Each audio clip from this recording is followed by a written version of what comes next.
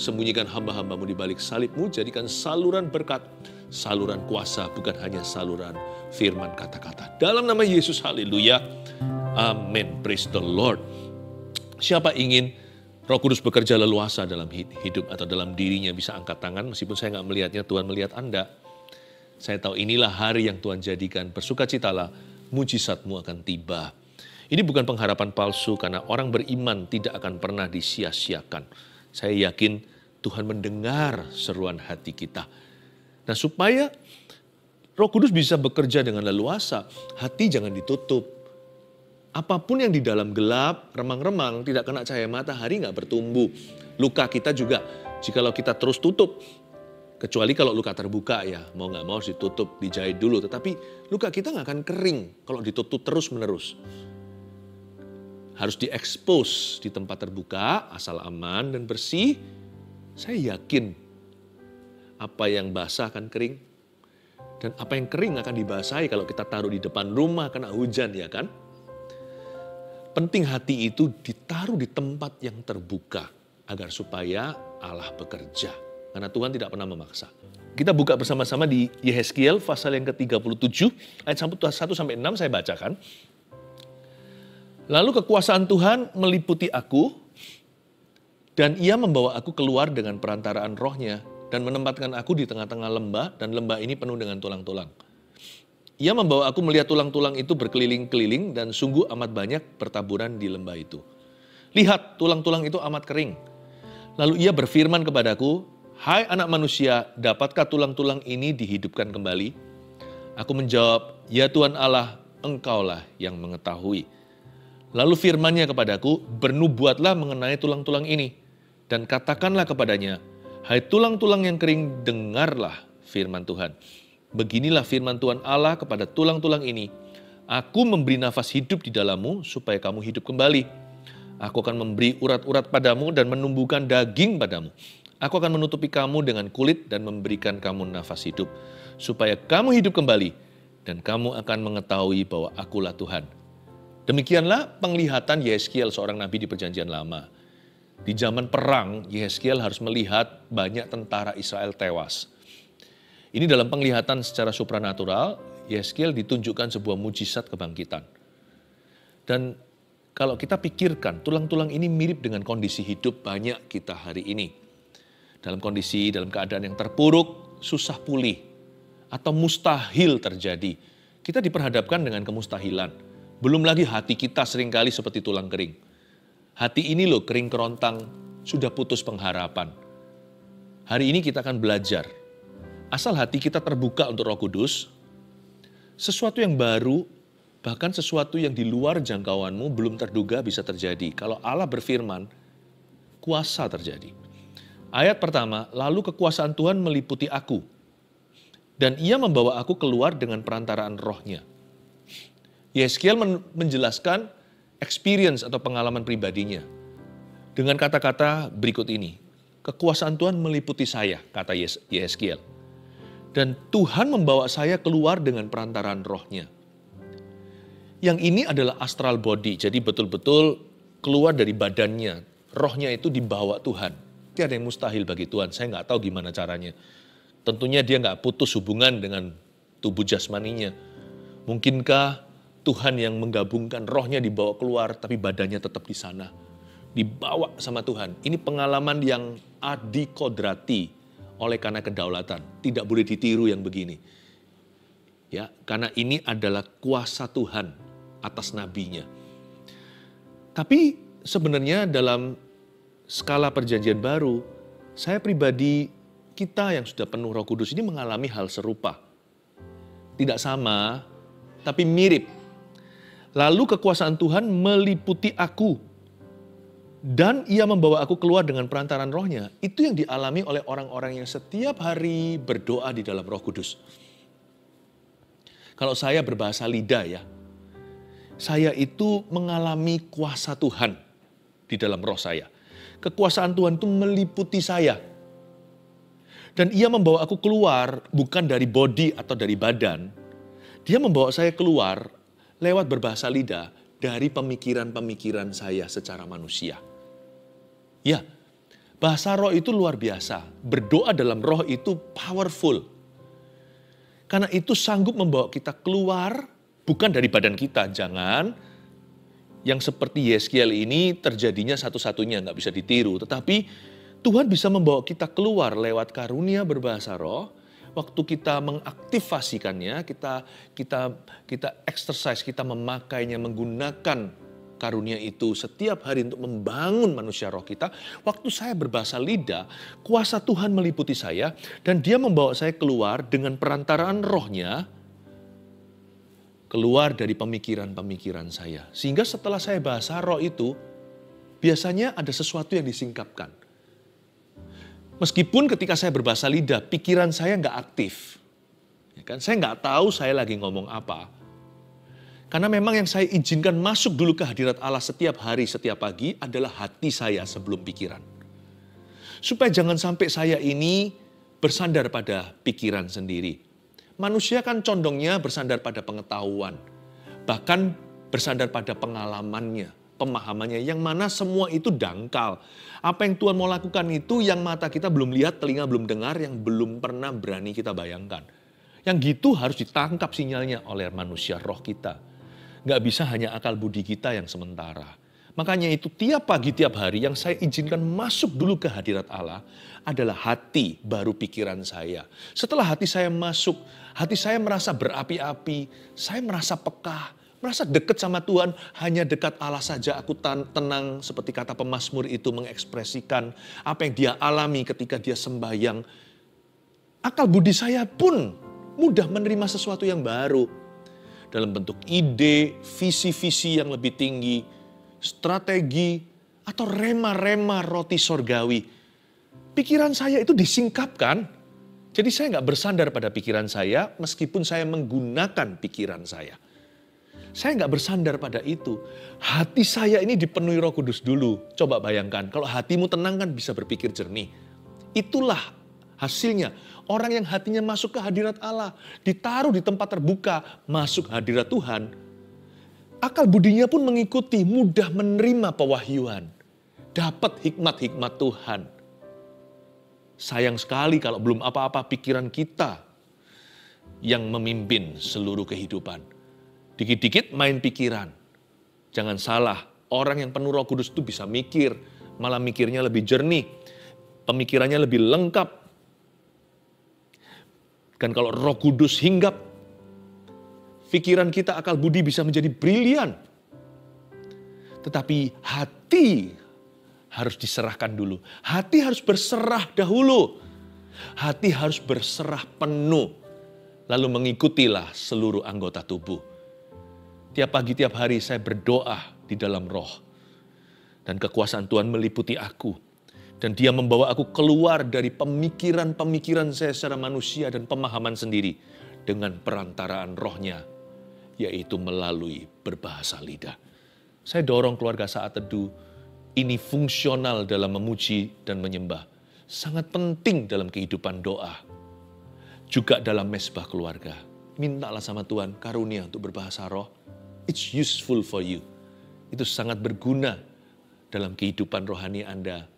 Itu sangat-sangat penting untuk hidup berkemenangan. Sekalipun itu bukanlah syarat untuk masuk surga, itu juga bukan takaran kerohanian seseorang. Orang bisa berbahasa lidah tetap bisa jatuh dalam dosa. Karena karunia bukanlah buah. Buah Roh Kudus itu kasih, sukacita, damai, sejahtera, sampai pengendalian atau penguasaan diri tetap harus ada di sana. Tetapi karunia itu punya fungsi tertentu, membantu, menolong kita. Sehingga kita tidak bersandar pada kekuatan sendiri. Dan semua dimulai dengan hati kita masuk ke hadirat Allah. Rajin-rajin masuk hadirat Tuhan. Pagi-pagi buta hatiku mencari wajah-Mu. Dan mulutku memuji ketika saya berbahasa roh. Kuasa Tuhan meliputi. Dan ia membawa aku keluar dari logikaku sendiri. Dengan perantaraan rohnya yang maha kuasa. Lalu kita ditempatkan di tengah-tengah lembah. Yeskiel berkata demikian, lembah itu penuh dengan tulang. Memang kan itu zaman perang. Jadi biasa melihat medan perang itu, ya di sana terbengkelai tulang-tulang tentara-tentara yang terbunuh. Ini kejadian bisa jadi sungguhan. Ia membawa aku melihat tulang-tulang itu berkeliling-keliling dan sungguh amat banyak bertaburan di lembah itu. Puji Tuhan, tulang-tulang itu bertaburan di lembah itu. Seperti dijemur bersama. Itu jemuran massal. Untungnya. Kalau tulang-tulang itu dikuburkan, lalu disembunyikan, tidak akan ada lagi pekerjaan Tuhan. Saya bukan bicara soal kebangkitan secara kiasan. Bahwa tulang-tulang yang bertaburan di lembah itu seolah-olah secara sengaja mereka dibiarkan dijemur di luar. Kena matahari, kena hujan.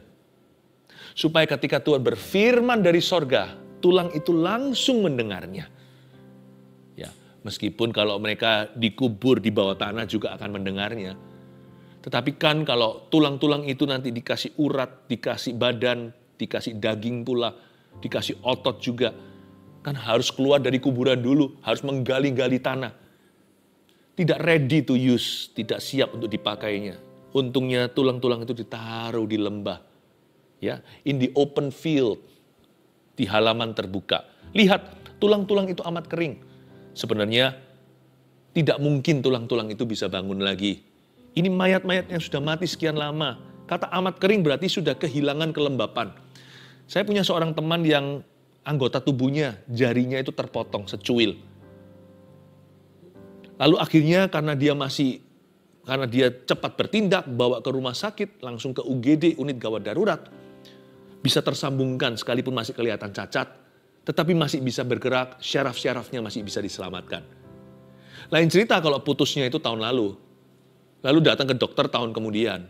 Ya dokternya berkata, ya sudah amat kering lah, udah impossible, udah mustahil untuk dihidupkan, disambung.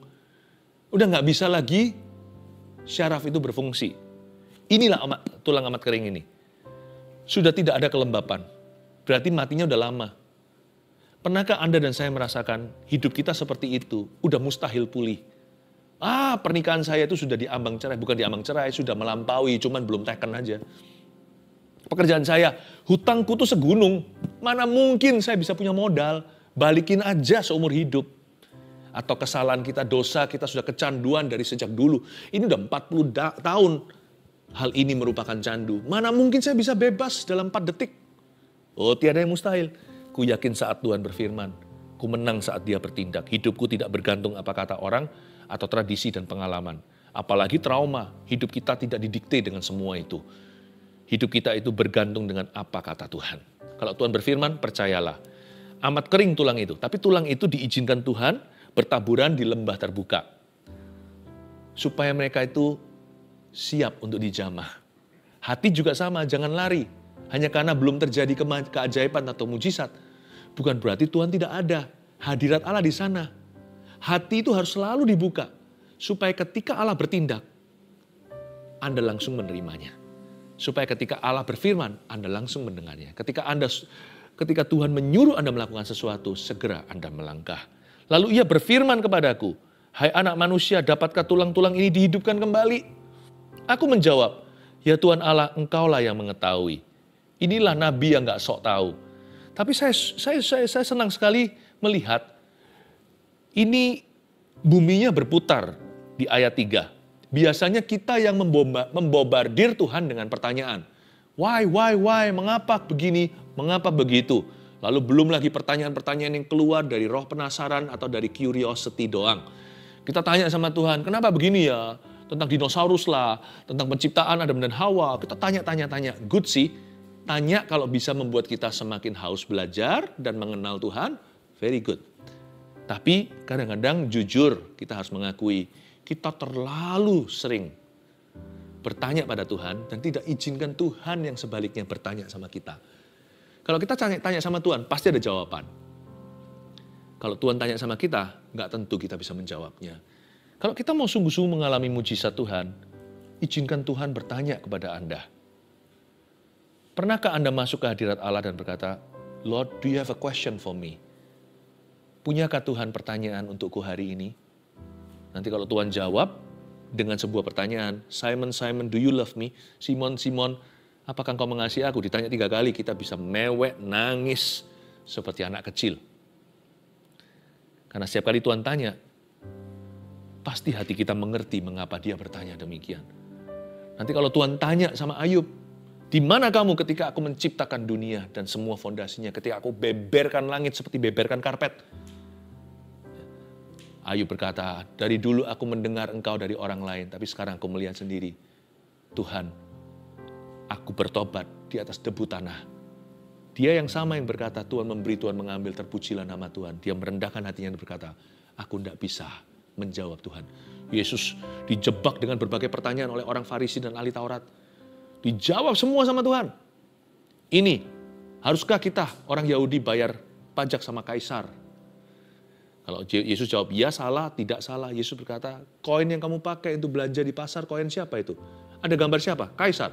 Berilah pada Tuhan, pada kaisar apa yang milik kaisar. Berilah pada Allah apa yang milik Allah. Bungkam mereka.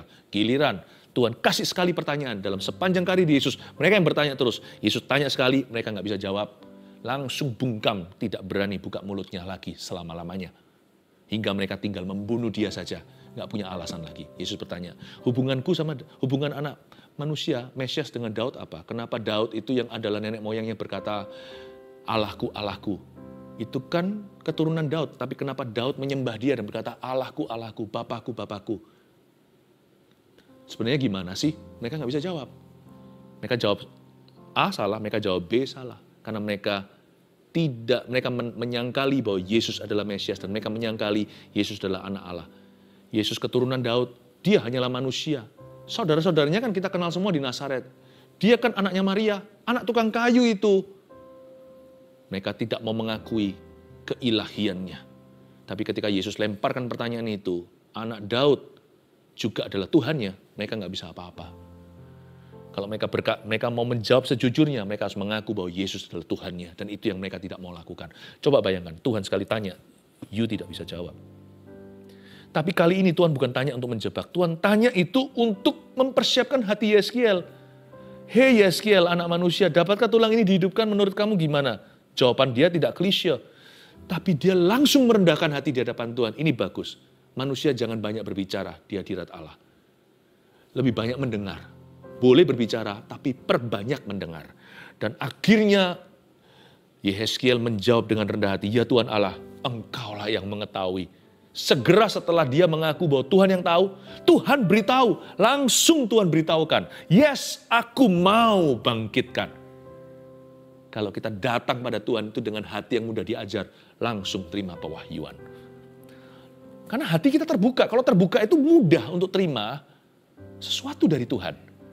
Tapi kalau hati kita angku, tertutup, sok tahu, menuntut lagi, apalagi marah-marah, tuding-tuding ke sorga, nggak akan terima apa-apa orang yang menuntut Allah.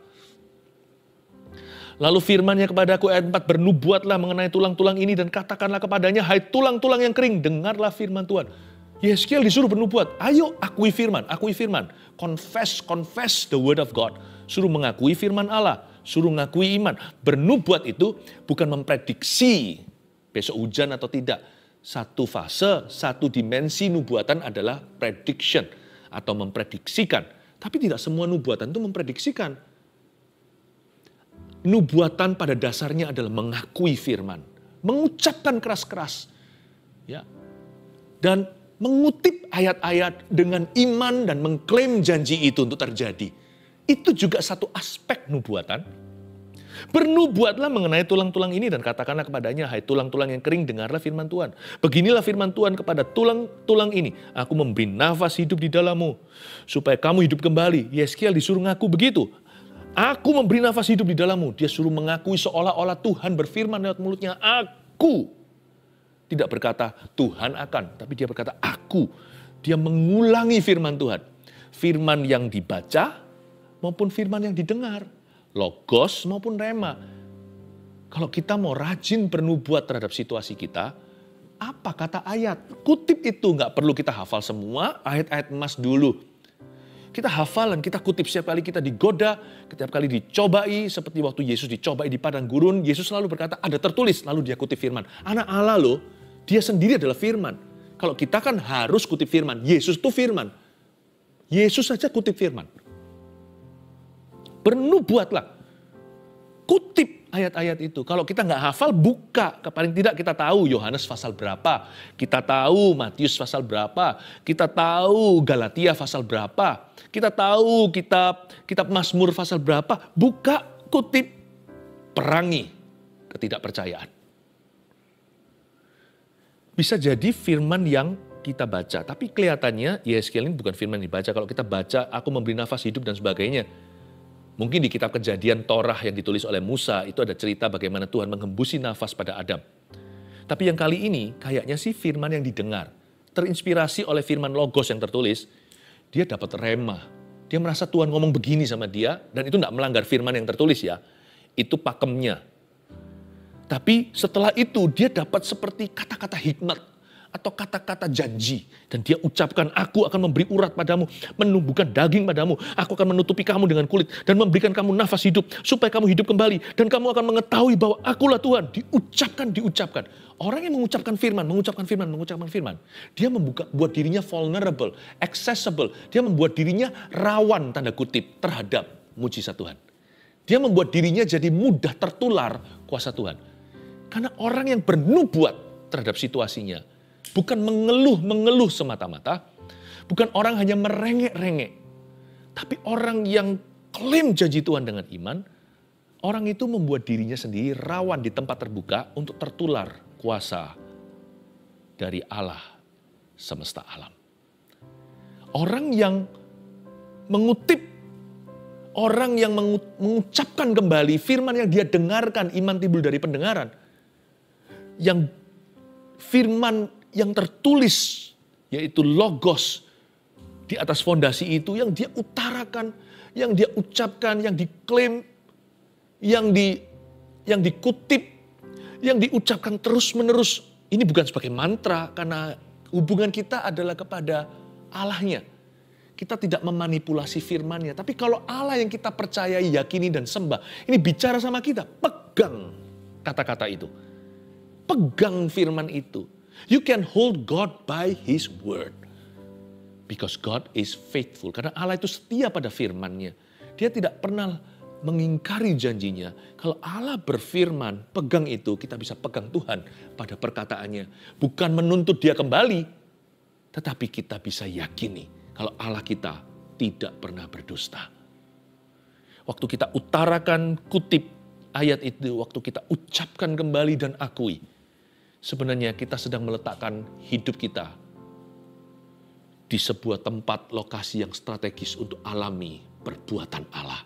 Seperti tulang-tulang itu yang disebar luaskan di lembah yang terbuka, in the open air, outdoor, tempat yang terbuka, bukan tempat yang tertutup. Seperti tulang-tulang yang memberi diri untuk disinari sang surya, dan kalau hujan pun basah, kita memberikan hidup kita terbuka untuk dibasahi kuasa Allah dan untuk disinari kasih karunia. Saya kasih 2 poin sederhana, tidak usah 3. Meletakkan hati di tempat terbuka agar Roh Kudus leluasa bekerja satu. Seperti lembah yang ada seperti tulang-tulang yang tersebar di lembah itu. Pertama, menjaga sikap hati berserah dan pantang menyerah. Berserah itu nggak pasif loh. Berserah itu percaya, berserah itu bukan pasrah. Inilah bedanya berserah sama pasrah. Pasrah itu kalah. Berserah itu diam, tapi diam dalam percayanya. Diam karena dia teguh berdiri, membela lokasi imannya. Dia tidak mau digeser dari pengharapan, apapun kata dunia dan apapun keadaannya. Orang yang berserah itu bukan tidak berbuat sesuatu. Orang yang berserah itu berperang di dalam dirinya untuk mempertahankan imannya. Dan dia pegang teguh pada Tuhan. Berserah itu berarti mengikuti firman-Nya. Aku berserah. Kayaknya aku pingin balas orang itu. Tapi kalau Tuhan suruh saya, kalau ditampar pipi kanan, kasih pipi kiri, aku berserah diri. Aku pegang firman-Mu. Orang berserah penuh itu percaya penuh. Orang yang berserah penuh itu taat penuh. Bahkan ketika dia tidak bisa berbuat apa-apa, dia tetap berada di lokasi imannya. Dia tidak mau hengkang dari sana. Makanya orang yang berserah, niscaya, alhasil, efek langsung atau sampingannya adalah orang itu tidak akan mudah menyerah. Orang yang berserah biasanya pantang menyerah. Jadi berserah itu nggak lemah. Salah. Sama dengan orang lemah lembut itu bukan orang lemah. Orang lemah lembut itu punya kuasa tapi nggak membalas. Kalau dia nggak punya kuasa, dia nggak membalas atau mengalah, itu namanya terpaksa. Itu lemah sungguhan. Tapi orang yang lemah lembut itu, orang yang posisinya di atas tapi nggak gencet kita. Seperti Tuhan itu loh lemah lembut. Harusnya Tuhan bisa marah ketika nggak boleh masuk ke Samaria. Harusnya mereka gituin Tuhan, harusnya Tuhan bisa balas panggil batalion malaikat.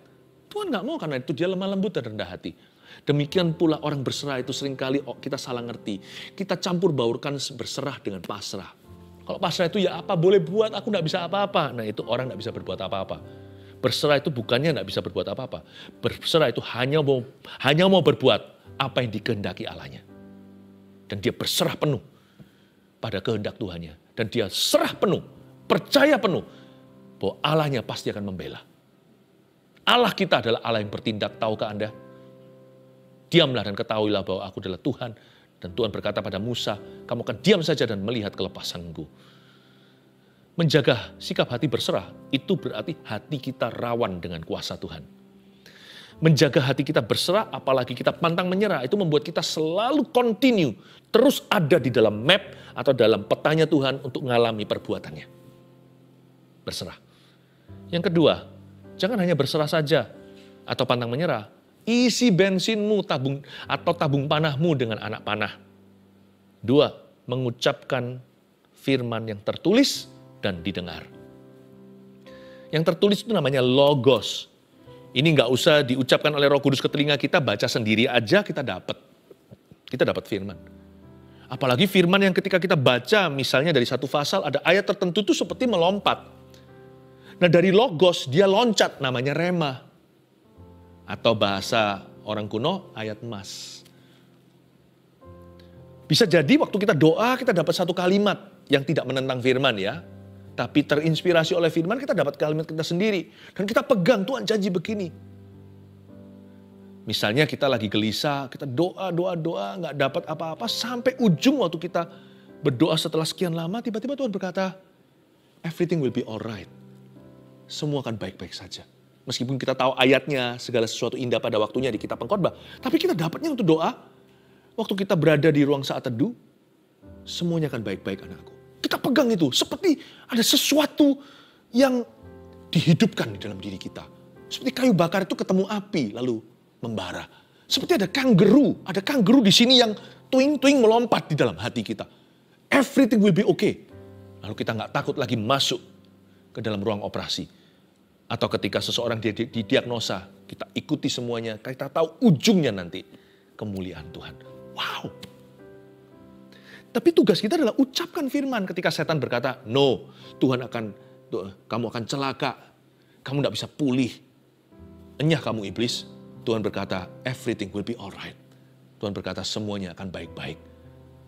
Ucapkan firman yang tertulis, of course, tentu, nomor 1. Ini yang utama. Dan firman yang didengar. Makanya itu rajin-rajin masuk hadirat Tuhan hatinya. Supaya dengar sesuatu. Kalau hati nggak masuk, telinga kita nggak akan menangkap sinyal-sinyal Allah. Hati ini harus diletakkan di tempat terbuka. Nomor 1,